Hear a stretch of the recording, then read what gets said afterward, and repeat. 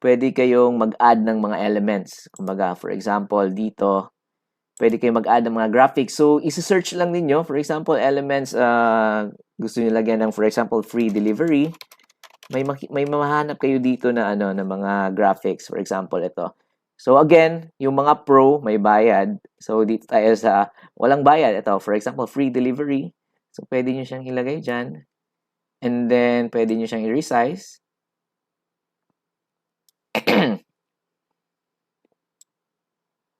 There. So, na-resize na siya. So, yan. Huge sale. Tapos, free delivery. So, yun yung text natin. Actually, you can explore. Yan. Madami pa mga text na option dito na babagay doon sa ginagawa nyo na social media graphics. So, next natin is yung main product. For example, itong burger. Gusto nyo palitan. So, i-click lang ninyo. Yan.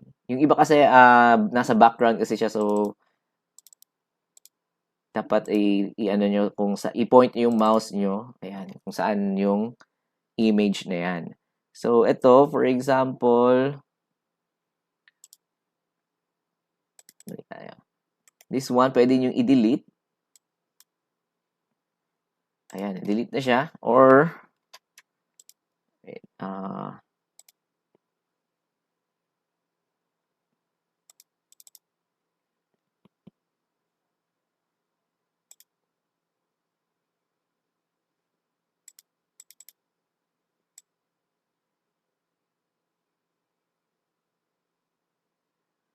so, ito kasi yung image ng burger na nakalagay, oh.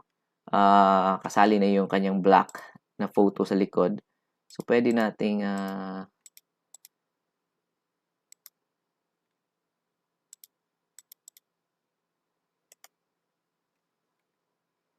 detach image from background. Ayan pala yun.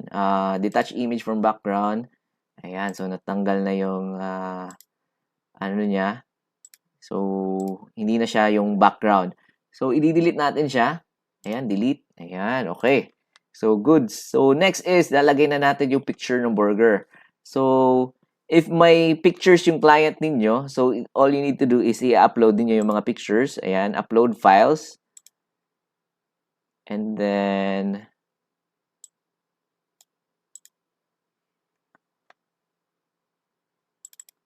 piliin niyo yung folder kung ano yung mga files na gusto niyo i-upload. Open. And yon. So, nandito na yung mga, for example, ito yung mga pictures from your client. Nandito siya. So, makikita nyo siya dito sa left menu. Dito, may nakalagay dito na uploads.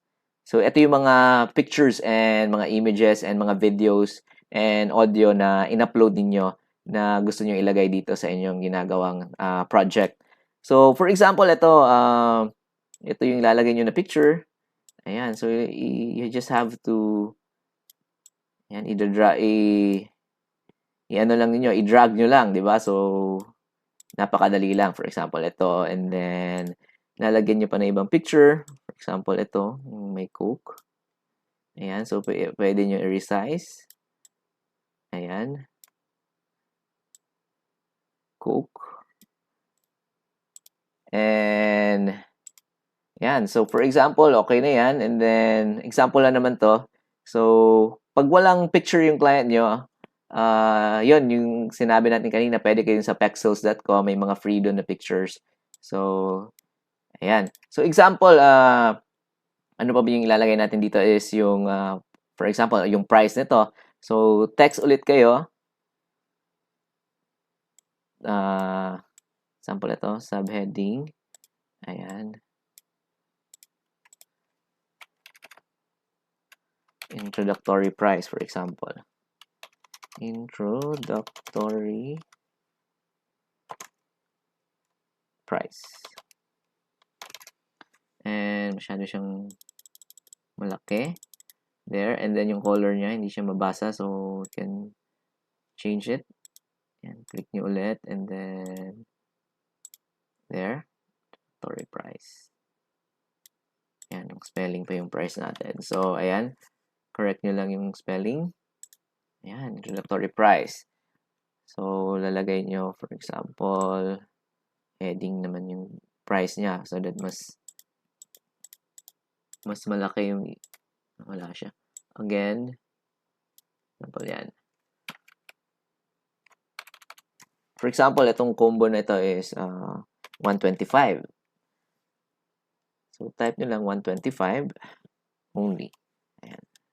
125. So, i-drag nyo. So, hindi siya makita kasi yung color niya. Same sa background. So, palitan nyo muna yung color niya. Gawin yung, for example,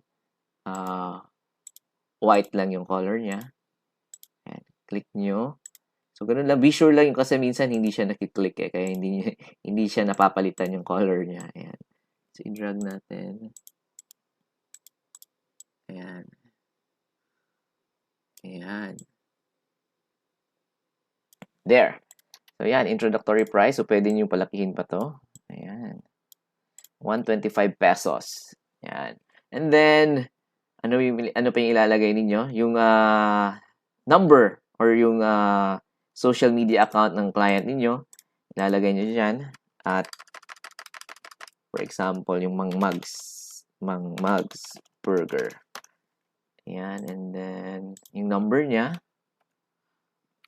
Siyempre, important din yung number.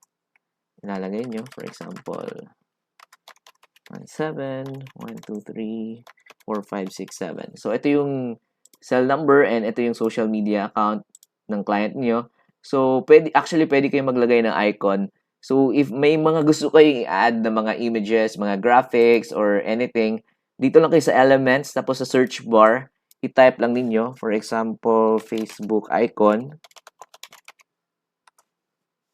There. So, pwede nyo lang siyang i-drag ulit and then i-drop dito sa baba. And, yan, palitin nyo. Ayan, di ba? Ayan. So, ano pa ba yung kulang? Mugs Burger. Ayan, introductory price, 125. Huge sale, free delivery. Ito yung picture ng kanyang burger. And yung Facebook niya, Mugs Burger. And yung may contact number na siya. So, ganun lang kadali. So, for example, ano lang to just a quick edit lang. For example, okay na kayo dito sa ginawa yung social media graphics na ito.